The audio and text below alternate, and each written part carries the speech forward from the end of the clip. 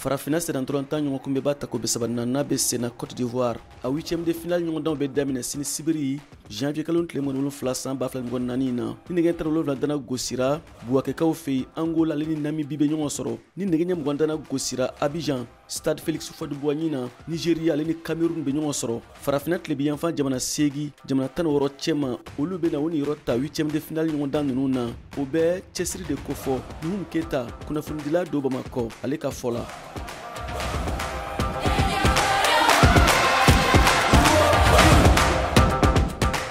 Huitième de finale nous minatan anga Afrique de l'Ouest aywa a joro ka bo ala kosobe parce que ya futi ko min anga jamana chamamba de bala o koro e ka fo ballontan avec a sera sur kosobe anga côté là no Afrique de l'Ouest ye ni ya jate minere équipe nunu min yere kabini coupe des nations sigira mi ye coupe chamanta Afrique de l'Ouest joro bala kosobe parce que ni ya jate minere Ghana bala Nigeria e sabata hakila Côte d'Ivoire flata Sénégal ye kelenta ni ya jate minere pronostic nunu yere mimbe BBB. Coupe intese ka bo Afrique de l'Ouest chugasi la parce que Afrique de l'Ouest ngorona na Nigeria be donc Nigeria ni Cameroun kanga be Mali ni Burkina olu fananga ngabe Côte d'Ivoire ani Sénégal donc olu fananga ngabe olu poule nunu na chugasi la itaje chugasi la ka fo kelente soro olu la finale là quoi avec beaucoup de chances pour l'emporter wene ka hakilana ça veut dire que effectivement dans la zone ouest africaine ballontan be ka nyesoro ni cartographie la guerre frafina équipe baw be yoro mina bibi Afrique de l'Ouest joro ka bo ala ko sabe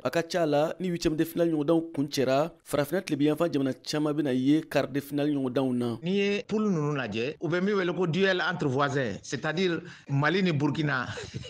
olu bɛ ɲɔgɔn na Côte d'Ivoire ni Sénégal ils ne sont pas des voisins mais an ye sigiɲɔgɔnma ye parce que an bɛɛ bɛ jɛ kelen kɔnɔna na donc n'i y'o jate minɛ ne hakili la fɛn min ye quart de finale ye a gɛlɛyara cogo cogo équipe fila ou bien saba an ka yɔrɔ la o bɛ sɔrɔ ne hakili la kɔni olu ka an ka se ka taa quart de finale la an kɔni an bɛ duwawu de kɛ sisan an ka représentant ninnu min bɛ a kɛra Mali ye o a kɛra Burkina ye o a kɛra Côte d'Ivoire ye o a kɛra Sénégal ye o a kɛra Nigeria ye o ayiwa an kɔni an k'an jija walasa nin coupe in 34e édition Coupe d'Afrique des Nations in ayiwa a coupe ka don an ka région in kɔnɔna na nka ne kɔni ne bɛ min kanu an fana ka na ni nin coupe in ye o de ka di ne ye o de ye ne ŋaniya ye Mali fana ka nin coupe in sɔrɔ a coupe ka nɔrɔ an ka maillot la a ka kɛ ayiwa galon kelen ye parce que maillot la n'i ye jɔyɔrɔ min sɔrɔ o de bɛ kɛ a la ayiwa ni an yɛrɛ y'a ta a bɛ kɛ kelen ye donc a bɛ kɛ an ma kunkɔrɔta ye kosɛbɛ n kɔni bɛ duwawu kɛ ala ka Mali dɛmɛ ala ka to ɲinan kɔni an ka coupe in ta inchallah.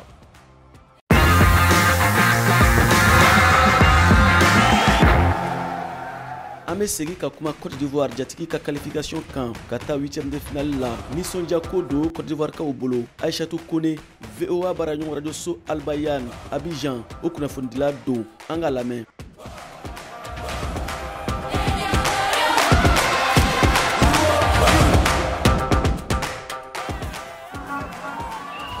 n'a fɔ Côte d'Ivoire jamana ɲɛmɔgɔ joona Félix Houphouët-Boigny tun bɛ to ka kuma min fɔ ko jigitigɛ tɛ Ivoirien tagabolo ye o la Ivoirien jigi ma tigɛ o tun bɛ kasi min na tɛnɛnlen k'o sababuya bɔ maroyaba min lala Côte d'Ivoire jamana kan o y'a ɲɔgɔn dan kɔnɔna na ni Guinée équatoriale ye minnu na Guinée équatoriale ka setigiya sɔrɔ Côte d'Ivoire jamana kan nka o ɲaji n'o kasiw yɛlɛmana araba nin na ka kɛ dɔn ani nisɔndiya le ye sabula Côte d'Ivoire jamana ka sankɔrɔta sɔrɔ o bɛ taga la 8e de finale la sankɔrɔta ni sababu bɔla Maroc jamana de la o la Ivoirien mo ya ko ɲumanlɔn ani o ya bonyamasegi bilala Maroc jamana ye Mameri Kulibali ni Mamadou Traoré bɛ o ya nisɔndiya yira la Côte d'Ivoire qualifié la ka taa 8e de finale la vraiment a kɛra nisɔndiyaba le ye an ma an ka jamana kɔnɔ bɛɛ lajɛlen content na sabula jama min ka kan organiser k'a fɔ ko bɛ bɔ premier tour la vraiment an ma bɛn Ivoirien ma vraiment an bɛ Marocɛnw fo kosɛbɛ o y'a baara kɔni ɲɛna o kɛra sababu ye an Ivoirien qualifié la ka taa 8e de finale la c'est que ani bisa an ma kɔ toujours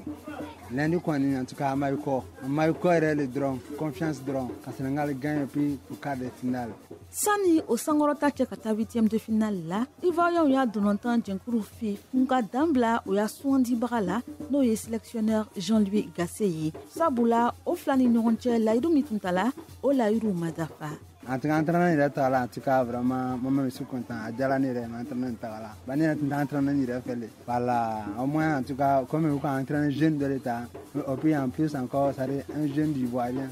Dieu merci, en tout cas, je suis content de ça. On a défaite nous qu'on fait à Bella Ginbola entraîner là. Donc à Trali qu'on est vraiment à Bena, on va voir on reste à Ginikaïtra. Parce que Baram de la maman Barka Kanya, Mission de la Mission Mania. Donc on est qu'à Brand Momana Mania, il va être la blalo. 8e de finale Nina Tenelon. Côte d'Ivoire Jamana, Bena Nyogontan Keni Sénégal, Jamana Neye. Otena ke bara noyani ye sabula. Sénégal jamana ne kan dolantan tɛmɛni marurata n'o ye a trophée ye o fana ni k'a yira k'olu y'a laɲini ne ye trophée ni ye to olugu boro. Sénégal fana vraiment u ka ballon ka ɲi kosɛbɛ donc an bɛna ɲini an ka entraîneur juin fɛ min ye MS Faye ye min ka gase place ta essayer a classement kɛ cogo min na pour que vraiment an bɛ se ka Sénégal gagner cogo min na a bɛna gwɛlɛya mais a bɛ bɛn an jigi ma tigɛ ba. Jamana 16 minnu ka sankɔrɔta sɔrɔ ka taa 8e de finale la o bɛɛ y'a laɲini ye kelen min ye o ye sankɔrɔta sɔrɔ fo ka taga farafinna dolantan 34 ya marulata n'o ye trophée ye fɛbuye kalo tile 11 su. VOA Bambara Tokola Abidjan, Côte d'Ivoire, Kan Kene Kan, Siaka Traoré Kala Selido, An Lamenendo, VOA Baragnon Radio So Albayan Kan, Kani Hokumu Kono, Akambe, Kunafonia Krenore Kene Kan, Kani Hokumu Kono.